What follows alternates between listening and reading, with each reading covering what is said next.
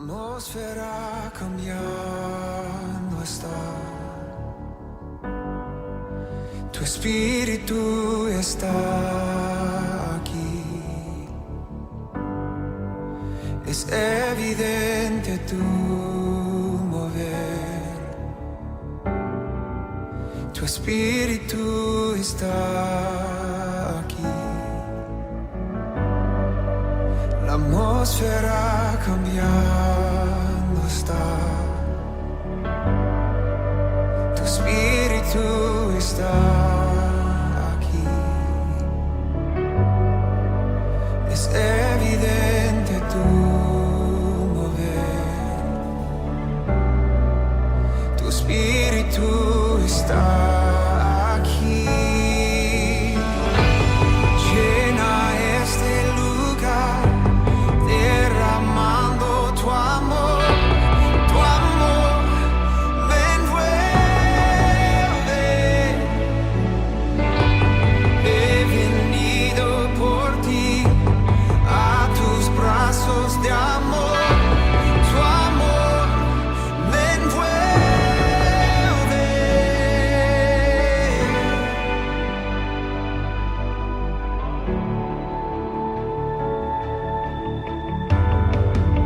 La atmósfera cambiando está. Tu espíritu está aquí. Es evidente tu mover. Tu espíritu está aquí. La atmósfera cambiando está. Tu espíritu está aquí. Es evidente tu mover. Tu espíritu está aquí. Llena este lugar, derramando tu amor, ven, vuelve. He venido por ti. Buenos días, bienvenidos a nuestra transmisión en línea. El día de hoy tenemos preparado un tiempo de alabanza y adoración. Luego recibiremos palabra de Dios por nuestro pastor Miamín Barrios. Gracias por conectarte. Llama a alguien, a un amigo, un familiar. Siéntense en la sala todos juntos y vamos a empezar adorando a Dios. Bienvenidos, es un gusto que estén con nosotros. Vamos a invitarlos a que puedan adorar desde sus casas al Señor Jesús con sus palmas y que esto sea grato para el Señor. Amén.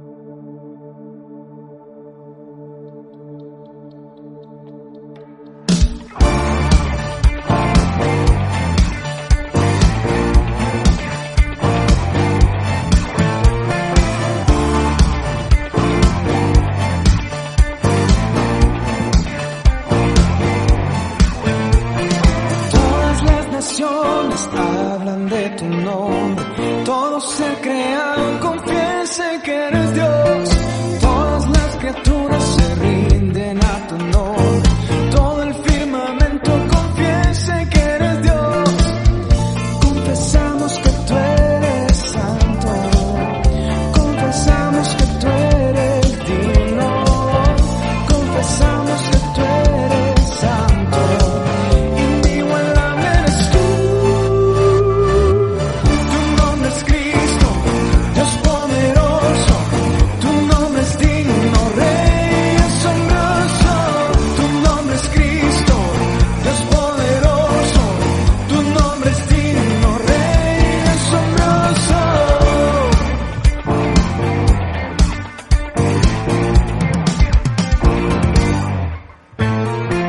Todas las naciones hablan de tu nombre. Todo ser creado confiese que eres Dios. Todas las criaturas se rinden a tu nombre. Todo el firmamento confiese que eres Dios. Confesamos que tú eres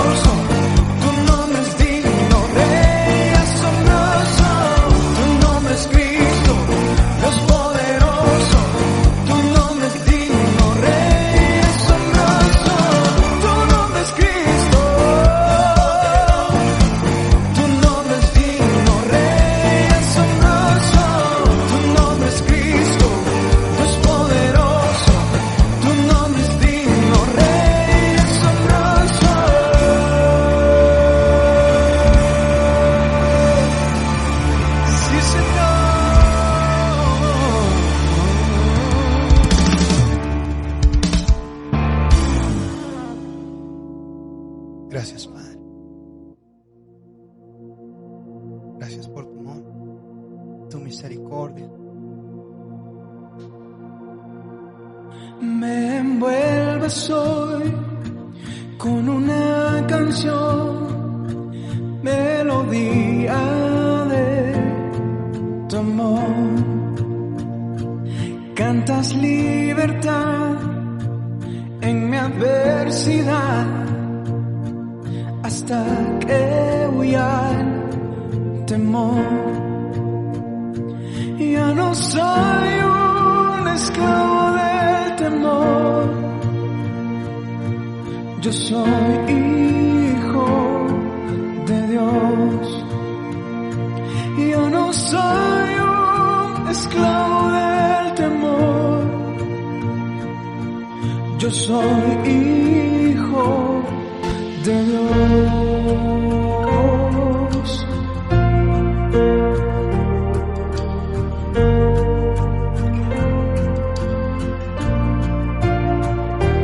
Desde el vientre fui escogido en ti, me llamo el amor. De nuevo nací y recibido en ti, tu sangre en mí fluyó. Ya no soy un esclavo del temor, yo soy hijo de Dios. Ya no soy un esclavo del temor, yo soy hijo de Dios. Ya no soy un esclavo del temor, yo soy hijo de Dios. Ya no soy un esclavo del temor, yo soy hijo de Dios.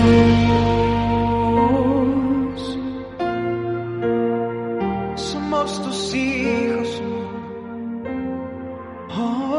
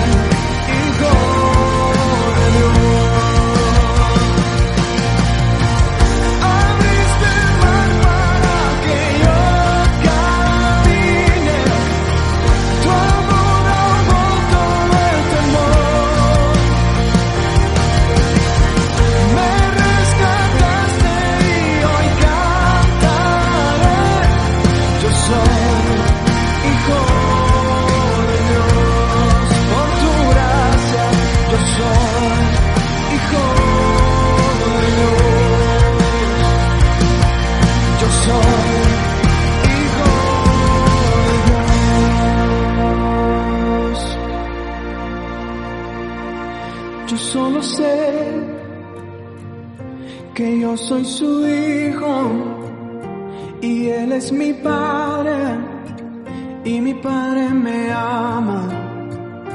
Yo solo sé que yo soy su hijo y Él es mi Padre y mi Padre me ama.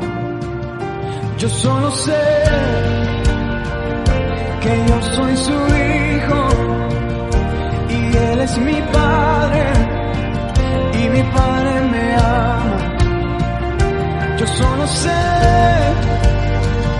que yo soy su hijo y Él es mi Padre y mi Padre me ama.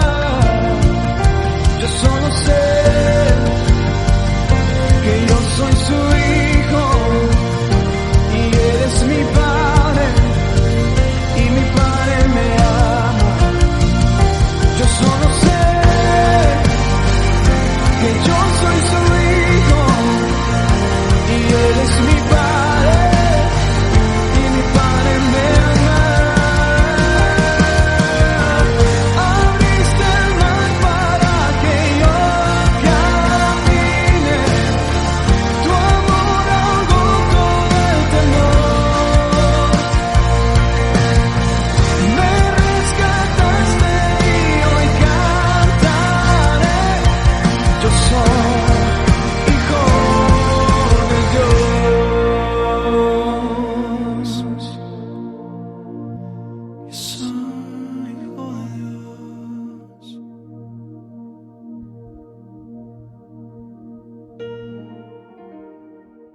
Él respondió y dijo: escrito está, no solo de pan vivirá el hombre, sino de toda palabra que sale de la boca de Dios. San Mateo 4:4. Es momento de escuchar la palabra de Dios por medio de nuestro pastor Miamín Barrios. Dios les bendiga, hermanos. Es una bendición tener la oportunidad de saludarles esta mañana. Es para mí un gozo enorme una vez más tener la oportunidad de comunicarme con ustedes y por sobre todo de comunicarles el mensaje de Dios. Indudablemente todos estamos conscientes que no solo de pan vivirá el hombre, dice la Escritura, sino de toda palabra que sale de la boca de Dios. De manera que esta mañana yo les doy la bienvenida a todos los que ya se han conectado a este medio y les animamos a que no se distraigan. Saque usted su mejor tiempo para poder reflexionar, para poder escuchar lo que Dios quiere enseñarnos esta mañana. De manera que le voy a pedir que usted tome su Biblia. Vamos a leer un pasaje que está en el Evangelio de Juan. Es un pasaje bastante conocido. Es más, es una historia que tiene una gran enseñanza para cada uno de nosotros. Y esta historia está registrada en los 4 evangelios. Está registrada en el capítulo 14 de Mateo, en el capítulo 6 de Marcos, en el capítulo 9 de Lucas y el capítulo 6 de Juan. Yo quiero invitarle esta mañana a que usted vaya conmigo al libro de Juan. Vamos a estar leyendo Marcos y Juan. He pensado utilizar estos dos libros para poder enriquecer nuestro conocimiento en esta historia maravillosa. Este es un tiempo realmente pues difícil, es una situación difícil. Es para muchos un tiempo de incertidumbre porque no sabemos qué va a pasar, tampoco sabemos cuánto tiempo va a durar la cuarentena. Y a esto se suman algunos problemas más, como la situación económica. Muchos están ya desempleados. La verdad es que es difícil. Muchos no sabemos ni cómo va a terminar todo eso, pero hay alguien que sí sabe cómo va a terminar esta situación. Hay alguien que tiene el control de esta situación. Y por eso yo he titulado esta reflexión esta mañana: Dios sabe lo que hace. Dios no tiene un plan B, su plan es perfecto. Para eso se hace necesario que nosotros alineemos nuestro corazón en su palabra. Por lo tanto, tome su Biblia y lea juntamente conmigo el capítulo 6 del Evangelio de Juan, el versículo 1 en adelante. Evangelio de Juan, capítulo 6, verso 1. Después de esto, Jesús fue al otro lado del Jordán de Galilea, el de Tiberias, y le seguía gran multitud porque veían las señales que hacía en los enfermos. Entonces subió Jesús a un monte y se sentó ahí con sus discípulos. Y estaba cerca la Pascua, la fiesta de los judíos. Cuando alzó Jesús los ojos y vio que había venido a él gran multitud, dijo a Felipe: ¿de dónde compraremos pan para que coman estos? Pero esto decía para probarle, porque él sabía lo que iba a hacer. Felipe le respondió: 200 denarios de pan no bastarían para que cada uno de ellos tomase un poco. Uno de sus discípulos, Andrés, hermano de Simón Pedro, le dijo: aquí está un muchacho que tiene 5 panes de cebada y 2 pececillos. Mas, ¿qué es esto para todos estos? Entonces Jesús dijo: haced recostar la gente. Y había mucha hierba en aquel lugar. Y se recostaron como en un número de 5,000 varones. Y tomó Jesús aquellos panes y, habiendo dado gracias, los partió entre los discípulos, y los discípulos entre los que estaban recostados, asimismo de los peces cuanto querían. Y cuando se hubieron saciado, dijo a sus discípulos: recoged los pedazos que sobraron para que no os pierda nada. Recogieron pues y llenaron 12 cestas de pedazos de pan, que de los 5 panes de cebada sobraron a los que habían comido. Aquellos hombres entonces, viendo la señal que Jesús había hecho, dijeron: este verdaderamente es el profeta que había de venir al mundo. Pero entendiendo Jesús que iban a venir para apoderarse de él y hacerle rey, volvieron a retirarse al monte él solo. Le voy a invitar que tome juntamente conmigo un momento de oración. Vamos a pedirle a él que pueda abrir nuestro entendimiento para comprender lo que él quiere enseñarnos en esta preciosa mañana. Padre bueno, a ti acudimos en el nombre de nuestro Señor Jesucristo, con la confianza de que tú eres nuestro Padre, con la confianza de que tú nos has tomado como hijos, y ahora venimos a ti necesitados de una palabra.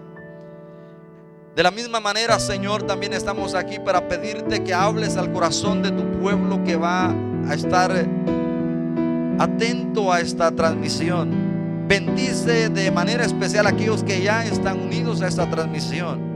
Pero te pedimos, Señor, que por amor de tu santo nombre despiertes en cada uno hambre y sed de ti. Pero por sobre todas las cosas, oramos para que sea tu Espíritu Santo quien nos revele esas verdades que tú quieres comunicarnos en esta mañana. Oramos para que sea tu Espíritu Santo que nos ministre, nos hable de una manera especial. En el nombre de Cristo, nuestro Señor y Salvador, oramos, y en ese precioso nombre te damos gracias, Padre Celestial. Amén. Como dije al principio, es una historia bastante conocida. En los evangelios se relata esta historia. Es decir, que este milagro ocurrió 2 veces. En una ocasión fueron 4,000 personas las que el Señor alimentó. Eso lo narra solo Mateo y Marcos. Pero la alimentación de los 5,000 sí lo narran los 4 evangelios. De manera que esto debe llamarnos la atención. ¿Por qué en los 4 evangelios se narra esta historia? Es más, cada uno de los evangelistas lo narraron desde su punto de vista, y al unir las 4 historias que están narradas en cada evangelio, van a enriquecer nuestro conocimiento. Y lo primero que debemos de observar en esta historia es que aquí había un problema grande, un problema triple. Definitivamente a nadie le gustan los problemas. Sin embargo, los problemas siempre van a venir. La pregunta es, cuando vienen los problemas a nuestra vida, ¿cómo los enfrentamos nosotros? ¿Cómo resolvemos nosotros los problemas? ¿A quién acudimos nosotros cuando tenemos problemas? los tratamos de resolver nosotros mismos. ¿En quién confiamos cuando hay un problema de esta naturaleza? Cuando usted no tiene dinero, cuando usted no tiene comida, cuando usted no tiene salud, ¿a quién acude? No es malo acudir al hombre, sin embargo, no es sabio acudir a ayuda humana primeramente. Me gustaría que viera un pasaje que está en el libro de Isaías, en el capítulo 30, versículo 1 y 2. Este versículo nos habla a nosotros en dónde debemos de poner nuestra mirada, a quién debemos de acudir para pedir un consejo, para pedir una ayuda. Isaías capítulo 30, verso 1 y verso 2. Dice: ay de los hijos que se apartan, dice Jehová, para tomar consejo y no de mí, para cobijarse con cubierta y no de mi espíritu, añadiendo pecado a pecado, que se apartan para descender a Egipto y no han preguntado de mi boca, para fortalecerse con la fuerza de Faraón y poner su esperanza en la sombra de Egipto. Lamentablemente, cuando estamos atribulados, cuando estamos enfrentando problemas, caemos en la tentación de poner primeramente nuestra mirada en el ser humano, creyendo que él puede tener la respuesta o darnos la solución que necesitamos. Sin embargo, en este pasaje que hemos leído, encontramos claramente que no es correcto acudir primeramente al ser humano, recurrir primero a la ayuda humana. Lo que tenemos que hacer es acudir a aquel que sí sabe cómo se resuelven los problemas.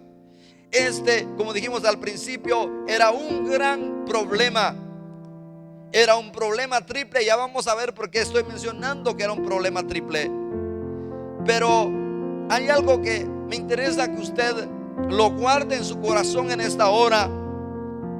Todos los milagros suceden después de un gran problema. Voy a repetirlo. Todos los milagros que leemos en la Escritura han ocurrido después de una situación muy difícil. Es decir, que si no hubieran problemas, entonces no se necesitaría un milagro. La dicha que nosotros tenemos es que hay alguien que ha dicho que está listo o presto para oírnos, para extendernos su mano, su misericordia. Y en este pasaje que utilizamos de base hay una historia sumamente importante que habla de un problema triple. Voy a pedirle que vuelva una vez conmigo a esta historia, pero ahora lo vamos a leer desde la perspectiva de Marcos. También se encuentra en el mismo capítulo 6. Dice Marcos en el verso 30: entonces los apóstoles se juntaron con Jesús y le contaron todo lo que habían hecho y lo que habían enseñado. Y él les dijo: venid vosotros aparte a un lugar desierto y descended un poco, porque eran muchos los que iban y venían, de manera que ni aún tenían tiempo para comer.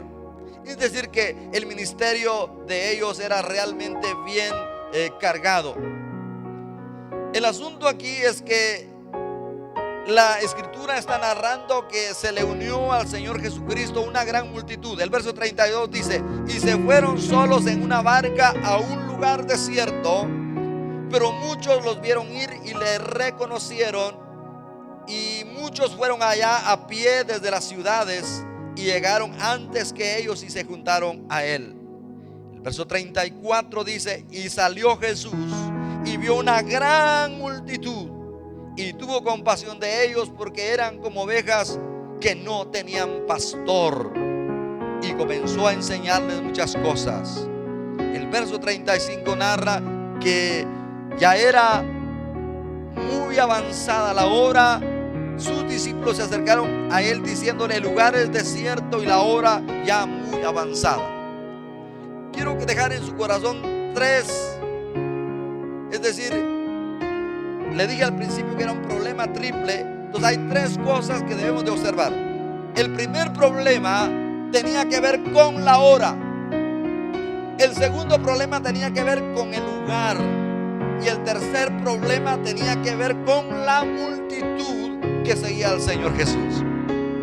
En el primer problema, si usted ahí en su casa puede revisarlo, en el capítulo 14 del Evangelio de Mateo, el verso 15 dice que ya cuando anochecía, es decir que la gente estaba sedienta por escuchar la palabra del Señor, aunque no dudamos que muchos le seguían, no tanto por que Él era el Hijo de Dios, sino porque tenían intereses muy materiales.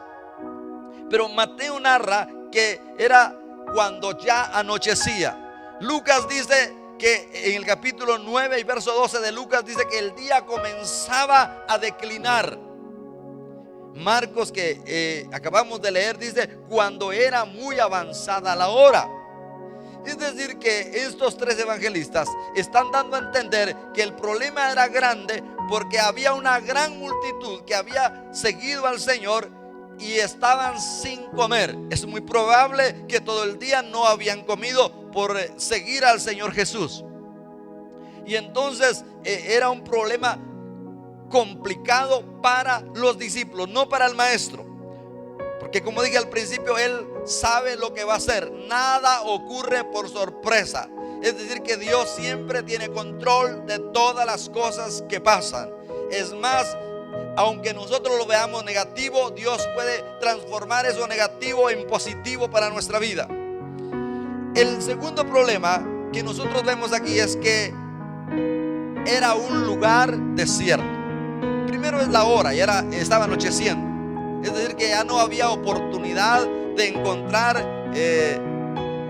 panaderías abiertas, tiendas abiertas, comedores abiertos, porque al final dice la escritura que estaban en un lugar desierto. Y eso es lo que quiero que noten ustedes. Ya estaba anocheciendo. Ahora el segundo problema es que es un lugar desierto. En el Evangelio de Mateo, el capítulo 14, versos 13 y 15 dice que es el lugar desierto y apartado. Marcos también menciona en el capítulo 6, verso 31 que era un lugar desierto. Lucas también menciona que era un lugar desierto. Sin embargo, el Evangelio de Juan que leímos dice que subieron a un monte alto. Indudablemente Juan nos aclara que era un lugar, no que fuera un desierto literal donde solo hubiera arena y cactus, sino era un lugar muy alejado, muy apartado de la ciudad, de las aldeas.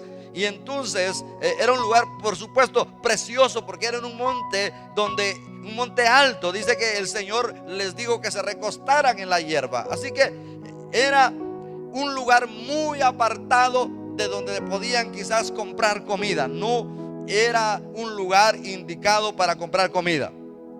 El tercer problema que me interesa que usted descubra aquí es el siguiente: es con la cantidad, con la multitud. El tercer problema tenía que ver con la multitud. Dice la escritura que era una gran multitud y se menciona que era un número de 5,000 hombres. Y note esto, solo contaron varones. ¿Por qué se ha puesto usted a preguntar, o se ha preguntado usted alguna vez por qué solo contaron a los hombres? ¿Será que iban solo los hombres? No, la Biblia menciona que eran 5,000 varones sin contar las mujeres y niños. De ahí nosotros podemos deducir que muy probablemente eran unas 20,000 personas, si muy poco, porque es obvio que cada hombre iba con su esposa y un hijo. Es más, en ese entonces no solo un hijo tenían muchos hijos. Pero por lo menos podemos deducir que era una gran multitud de unos 20,000 personas. La otra, lo que estaba diciendo es que ¿por qué menciona a los hombres? Alguien dijo, porque los hombres son más dragones. Es muy posible, pero la verdad es que se menciona a los hombres porque ellos eran la cabeza de la familia. Y entonces es indudable que a cada padre, cabeza de familia, le dieron su porción para que compartiera con su familia que había llegado a seguir al Señor Jesús. Bueno, entonces espero que usted mantenga en mente estas tres cosas. El problema era grande, primero porque era ya una hora muy tarde, ya era noche. No, si hubieran estado en la ciudad, era otra cosa, pero ellos estaban en la montaña, lejos de donde podían comprar comida. Es decir, que ya no podían encontrar ni panaderías ni comedores abiertos. Lo segundo es que era un lugar desierto. Y tercero, que eran muchas personas. Dijimos un aproximado de 5,000 personas. Me gustaría que usted vuelva a revisar conmigo este pasaje en el Evangelio de Marcos, el capítulo 6, el verso 35, por favor. Note la orden que el Señor les da. Dice ahí en el verso 35: cuando ya era muy avanzada la hora, sus discípulos se acercaron a él diciendo: el lugar es desierto y la hora ya muy avanzada. Despídelos para que se vayan a los campos y aldeas de alrededor y compren pan, pues no tienen que comer.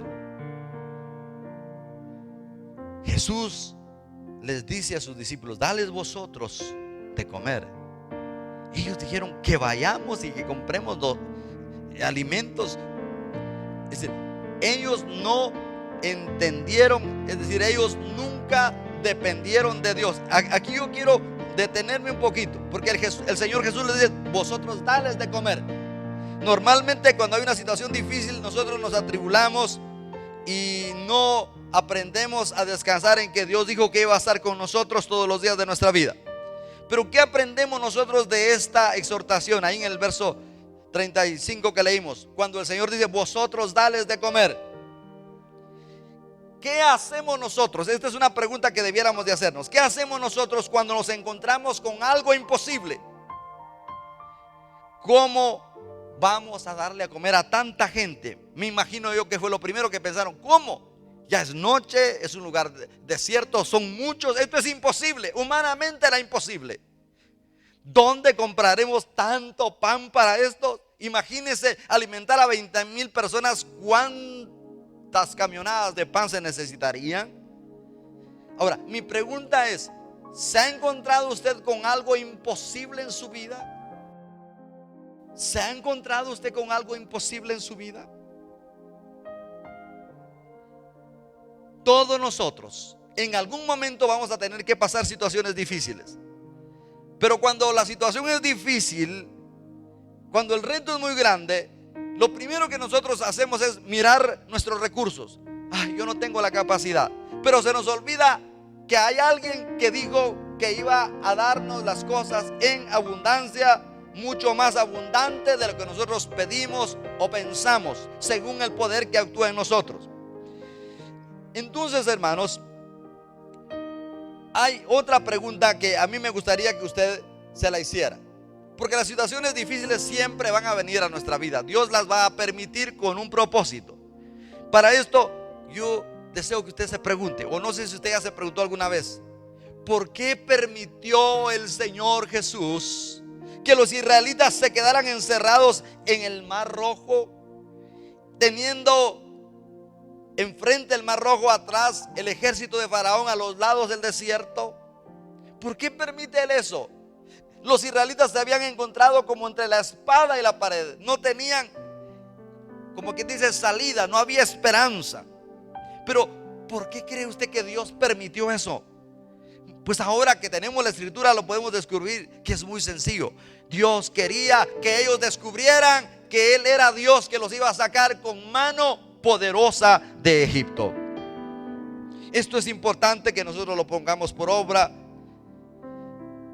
Ahora, ¿en dónde vamos a conocer más al Señor nosotros? Si no es en medio de los problemas. Cuando hay problemas es cuando nosotros debemos devolvernos al Señor de todo corazón. La situación que hoy estamos viviendo no es para tenerla, para no verla con importancia, es para volvernos a Dios y para que aprendamos a depender de Dios y saber que Dios tiene el control de todas las cosas. ¿Sí? Ahora, lo que me interesa esta mañana es que usted descubra a la luz de este precioso libro que cuando Jesús le dice a sus discípulos: dales de comer, quiero que vea tres actitudes diferentes. La primera actitud fue la de Felipe, porque a quien Dios le dice que le iban a dar de comer. Vaya conmigo al capítulo 6 de Juan, por favor. En el versos 5 dice: cuando alzó Jesús los ojos y vio que había venido a él grande multitud, dijo a Felipe: ¿de dónde compraremos pan para que coman estos? Pero esto decía para probarle, porque él sabía lo que había de ser. El primero que fue puesto a prueba fue Felipe. ¿Por qué escogió a Felipe? Pues si usted escudriña la escritura, se va a dar cuenta que Felipe era uno de los que vivían en ese lugar, los más cercanos. Es decir, que quizás Felipe conocía algún lugar donde. Y entonces lo primero que hace Felipe es hacer números. Pues en ese entonces no había calculadora, pero empezó a hacer números y era muy bueno, porque él inmediatamente calcula: 200 denarios no alcanzarían para alimentar a todo este gentío. 200 denarios era el salario, digamos, de 8 meses. Imagínense la cantidad de dinero. Y quizás ni siquiera los discípulos lo tenían en su bolsa. A Felipe se le olvidó que andaban con aquel que todo lo puede. La mayoría de veces la solución del problema no está en el dinero. Muchos creemos que es el dinero la solución a todas las cosas. No es cierto. La solución a nuestros problemas está en Cristo. Él va a proveer, Él va a suplir todas nuestras necesidades conforme a sus riquezas en gloria. Pero la solución está en Cristo, porque el dinero no lo es todo. En el capítulo 3, verso 20 de Efesios dice que Dios nos da las cosas mucho más abundantes de lo que pedimos, pensamos o entendemos, según el poder que actúa en nosotros. Así que tenemos un Dios grande, un Dios poderoso. Felipe lo sabía, sin embargo fracasa en este asunto. Y nosotros muchas veces también fallamos, porque en lugar de creer que si Dios lo hizo en el pasado, lo hará ahora en el presente y lo hará en el futuro, porque Él es el mismo de ayer, de hoy y de siempre. La segunda situación a quien Cristo recurre es a Andrés. Lo puede ver en los versos 8 y 9. Pero también Andrés falló, porque Andrés lo primero que hace es buscar comida. Eso significa que él dudó de que el que podía hacer el milagro era Cristo. Yo no sé qué hubiera hecho usted en los zapatos de Felipe o en los zapatos de Andrés. Andrés falla porque busca comida y luego ve la imposibilidad, porque él dice: bueno, aquí hay un patojo, un muchacho, un niño, porque según la escritura era un adolescente, un niño realmente, que andaba y en su bolsita llevaba 5 panes de cebada y 2 pececillos. Y entonces es lo mismo que lo que le pasó a Andrés, lo que nos pasa a nosotros muchas veces cuando estamos frente al problema.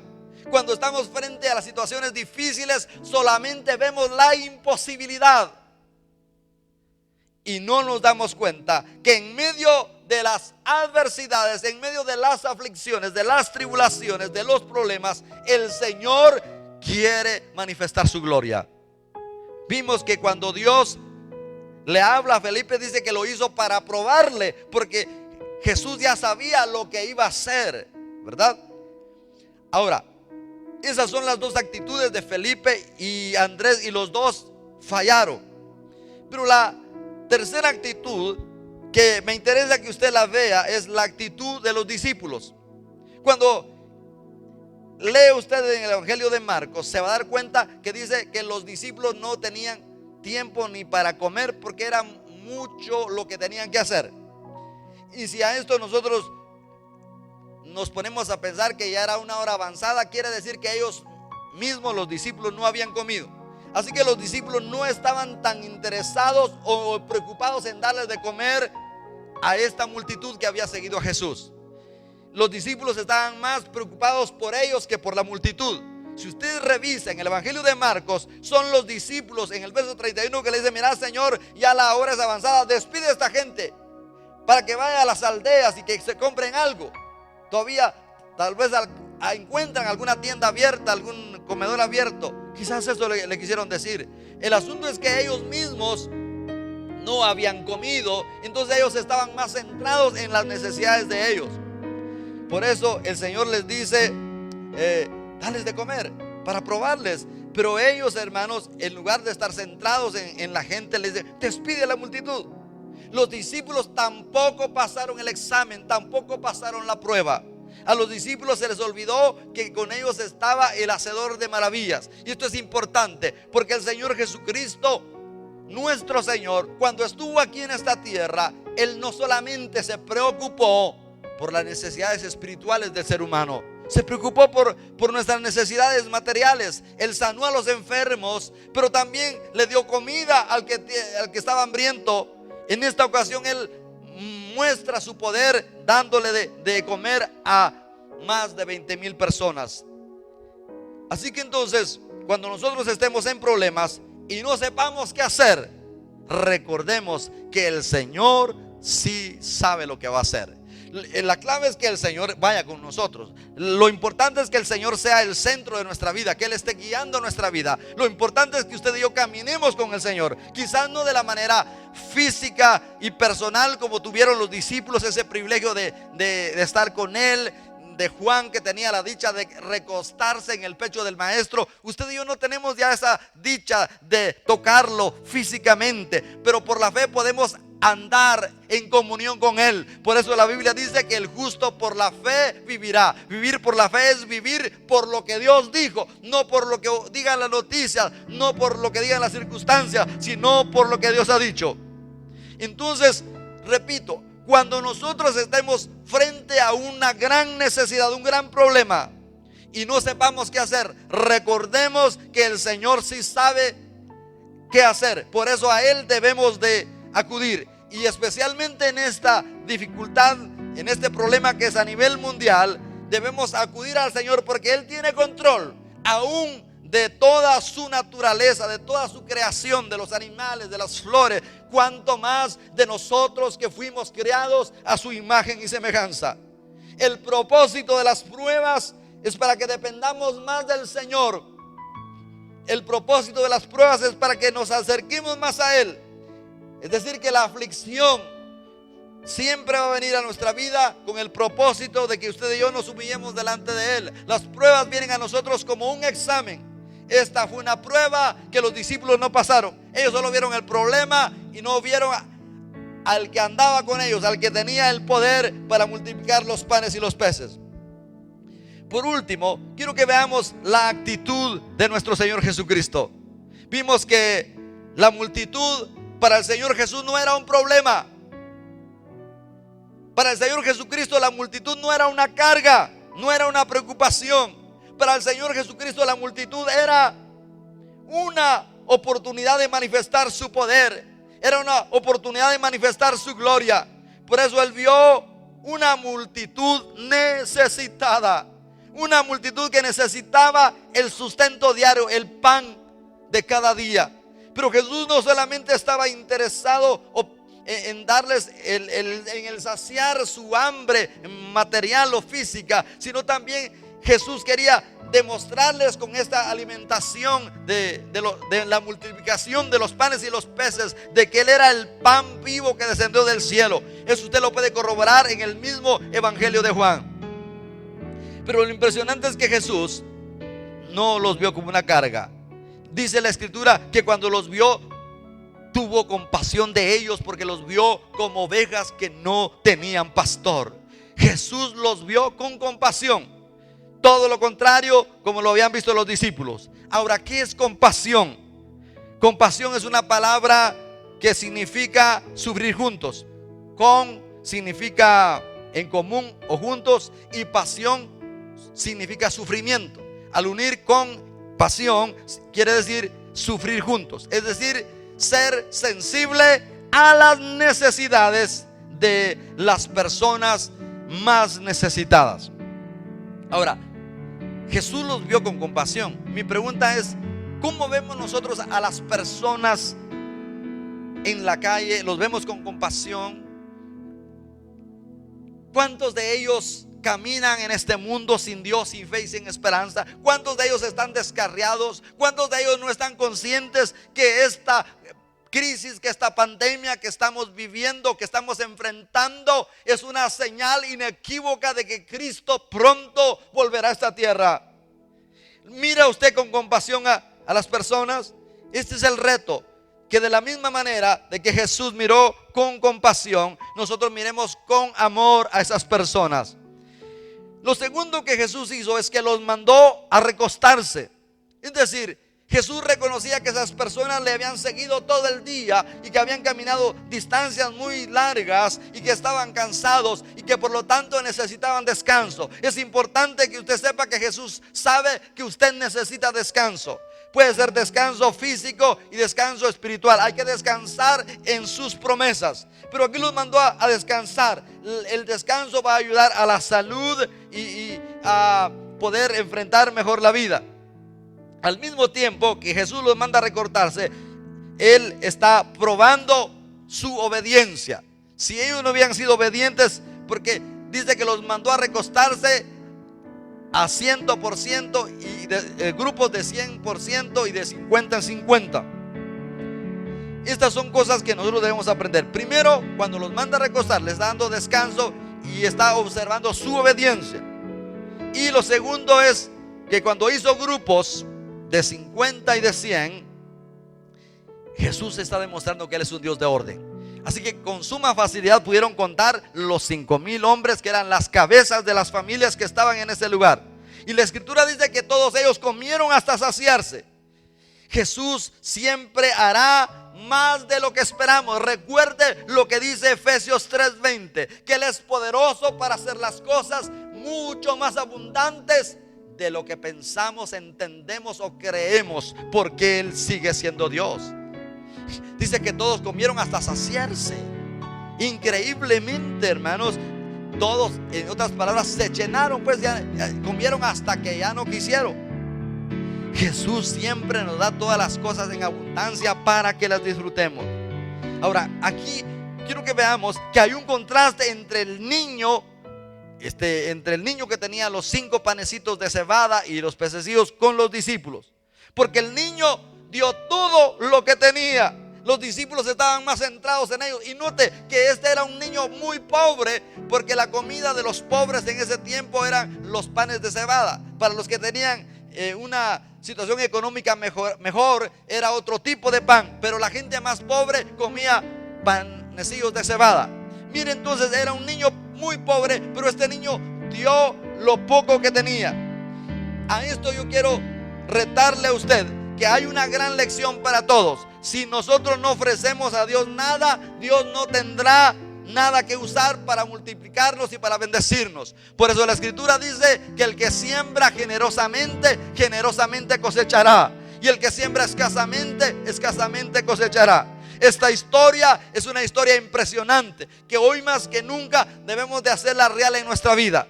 Ese Dios que multiplicó los panes y los peces es el mismo de ayer, de hoy, de siempre. Él es nuestro Señor y Él es nuestro Salvador y Él quiere bendecirnos. Él dijo: no te voy a dejar, no te voy a desamparar. Mis hermanos, amigos que están viendo esta transmisión, la enseñanza que quisiera dejarles en sus corazones es: este es el momento para que nosotros creamos a las promesas de Dios. Y entonces, si creemos, en medio de esta situación difícil, vamos a ver al Señor obrar milagros. Él tiene poder para multiplicar la comida. Él tiene poder para mantenerlo sano. Él tiene poder para cubrirnos, para guardarnos, para que ningún virus, ninguna bacteria, nada pueda afectar nuestra vida. Y en Él entonces estamos seguros. Este fue un milagro extraordinario, porque note que cuando Jesús toma esos panecillos y los peces y ora, da gracias, los santifica, no vemos que inmediatamente cayeron todos los panes del cielo y no, y le digo a los discípulos que los repartieran. Vea que entonces, en la medida que los discípulos empezaron a repartir los panes y los peces, se iban multiplicando. Imagínese ese milagro que fue tan real, tan visible para todas esa multitud que se había reunido en esa ocasión.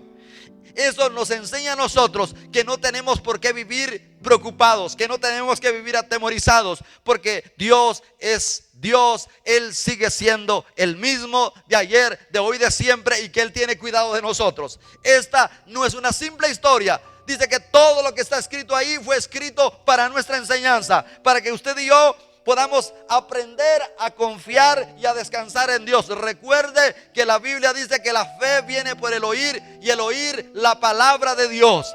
De manera que es importante, sumamente importante, que usted lea, que usted escuche, que usted medite, que reflexione en la palabra, porque esa palabra es verdad, esa palabra tiene poder. Usted debe de apropiarse de esas promesas, y entonces usted va a ver la gloria de Dios, va a ver la mano de Dios, va a ver la provisión de Dios.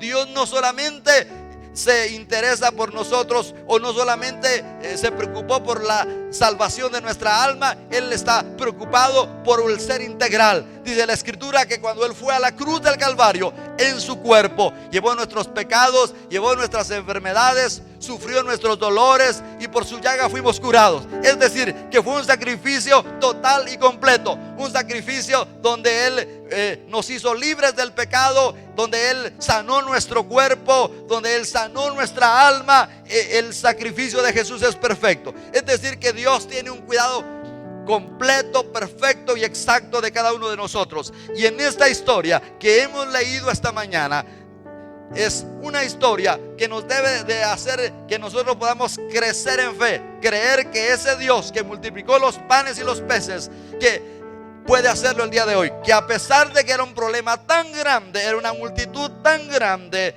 y el Señor manifestó su gloria. Así que si usted está pasando situaciones difíciles, este es el momento para confiar en Dios. Levante sus manos ahí donde está en su casa. Dígale: gracias, Señor, porque no estoy solo. Adórele al Señor. Y aunque la transmisión termine, usted siga adorando a Dios, siga dándole gracias, porque Dios es fiel. Dios no lo va a dejar, Dios no lo va a desamparar. Su bendición siempre va a estar ahí. Él es el mismo, Él es el gran yo soy. Él es Jehová Jireh, Él es nuestro buen pastor, y nada nos va a faltar. Gracias, Señor. Bendice a tu pueblo, prospera a tu pueblo, muéstrale tu gloria a cada hermano, a cada hermana, a cada familia que no tiene nada. Multiplica lo poco que puedan tener. Bendícelo, Señor, de una manera sobreabundante. En el nombre que es sobre todo nombre, invocamos tu bendición y oramos por cada necesidad, y te damos las gracias porque podemos confiar en ti. Gracias, Señor. Solo dele gracias al Señor porque no estamos solos. Dele gracias a Dios porque tenemos quien se preocupa por nosotros. Lo importante es que aprendamos a caminar con Dios, y andamos con Él, andamos seguros. Dios les bendiga a todos. Gracias por esta oportunidad que nos dan de poder comunicarnos con ustedes, y gracias por la atención a la palabra. Grabe la palabra, atesore la palabra en su corazón. Esta palabra, es decir, su corazón debe ser como ese terreno fértil donde la palabra pueda dar fruto abundante. Dios les bendiga a todos, Dios los guarde y cuídense mucho. Gracias por unirte a nuestra transmisión. Recuerda que en estos momentos es muy importante nuestra comunión con Dios. Por ti y tu familia, no salgas de casa. Dios te bendiga.